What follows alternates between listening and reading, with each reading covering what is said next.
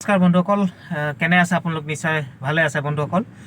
গোটেই পৃথিৱীতে কৰোণাৰ সন্তাক চলিছে, বিশেষকৈ আমাৰ ভাৰতবৰ্ষত খুব বেছি বাঢ়ি আছে। তাৰ ভিতৰতে আমাৰ যিবিলাক চৰকাৰে নিয়ম নীতি বান্ধি দিছে, আমি সকলোৱে এইখিনি মানি চলিব লাগে আৰু আমাৰ পৰিস্থিতি ভাল হ'ব বুলি আমাৰ দৃঢ় বিশ্বাস। আমাৰ যিখিনি মানিব লাগে আমি সেইমতে মানি চলিব লাগে। সেইমতে আমি কামখিনি কৰিলে আমাৰ সুন্দৰভাৱে আমাৰ বাকীখিনি চব ভাল হ'ব বুলি আমাৰ বিশ্বাস আছে। আজি বিশেষকৈ বন্ধুসকল আমি আলোচনা কৰিম, কেইজনমান বন্ধুৱে কৈছিলে যে আমাৰ গাড়ীখনত মিটাৰত আপোনাৰ 2-3 ঘাট তেল দেখুৱাই আছিলে। তেল দেখুৱাই থকা অৱস্থাটো গাড়ীখন যেতিয়া আপোনাৰ ষ্টাৰ্ট বন্ধ হৈ গ'ল, ষ্টাৰ্ট বন্ধ হৈ যোৱাৰ পিছত যেতিয়া আমি মেকানিকেল দেখুৱালোঁ, তেখেতলোকে ক'লে যে গাড়ীখনত তেল নাই। কেতিয়াবা সেনেকুৱা হয় বন্ধুসকল, আমাৰ সাধাৰণতে দেখা পোৱা যায় গাড়ী এখন যেতিয়া আমাৰ হঠাৎ ষ্টাৰ্ট বন্ধ হৈ যায়, ষ্টাৰ্ট বন্ধ হৈ গ'লে কি হয়, আমি ভাবোঁ যেতিয়া মিটাৰলৈ চাওঁ, মিটাৰলৈ চালে দেখা পোৱা যায় যে মিটাৰত আপোনাৰ কোনো তেলৰটো আপোনাৰ 2-3 ঘাট দেখুৱাই আছে, কিন্তু মোৰ গাড়ীখনত তেল নাই বুলি ক'লে আপোনাৰ বিশ্বাস নহ'ব পাৰে। কিন্তু সেইটো বিশ্বাস কৰিব লাগিব বন্ধুসকল। আমাৰ সাধাৰণতে কি হয়, মিটাৰবিলাক কেতিয়া মানে আপোনাৰ মিটাৰ কেবুলবিলাক কেতিয়াবা কাম নকৰে, কেতিয়াবা মিটাৰবিলাক ফেইল হৈ যায়, বেয়া হৈ যায়।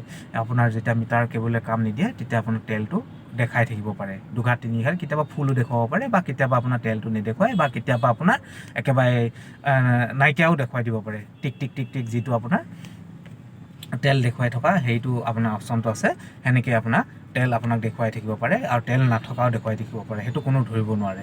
কিন্তু আপুনি যিহেতু গম নাপায় কথাটো, আপোনাৰ যে মিটাৰ কেবুলটো বেয়া হৈছে যিহেতু মেকানিকে গম পাব, সেইকাৰণে আপুনি সেইটো ভয় খাবলগীয়া বা ভাবিবলগীয়া তেনেকুৱা বিশেষ একো কথা নহয়। আপোনালোকে চিন্তা কৰিবলগীয়া একো নাই। কিন্তু এটা কথা সদায় লক্ষ্য কৰিব বন্ধুসকল, আমি যিহেতু গাড়ী চলাই থাকোঁ, গাড়ী চলাই থাকিলে আমাৰ প্ৰত্যেক মানুহে কি এটা নিজৰ আইডিয়া আছে। আপোনাৰ গাড়ীখন যেতিয়া আপুনি সদায় তেল ভৰাই চলাই থাকিব, কিমান তেলেদি কিমান গাড়ীখন চলাইছে এই বস্তুটো আপুনি লক্ষ্য কৰিব।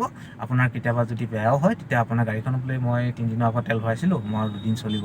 বা আপোনাৰ প্ৰায়সকল বন্ধুৱে আপোনাৰ মিটাৰ হিচাপত আপোনাৰ ধৰক কিমান কিলোমিটাৰ চলালোঁ, সেই বস্তুটো লক্ষ্য কৰে, বোলে মোৰ গাড়ীত তেল ইমান ভৰাইছিলোঁ, ইমান কিলোমিটাৰ চলালোঁ আৰু নচলিব, 2 কিলোমিটাৰ 3 কিলোমিটাৰ চলিব।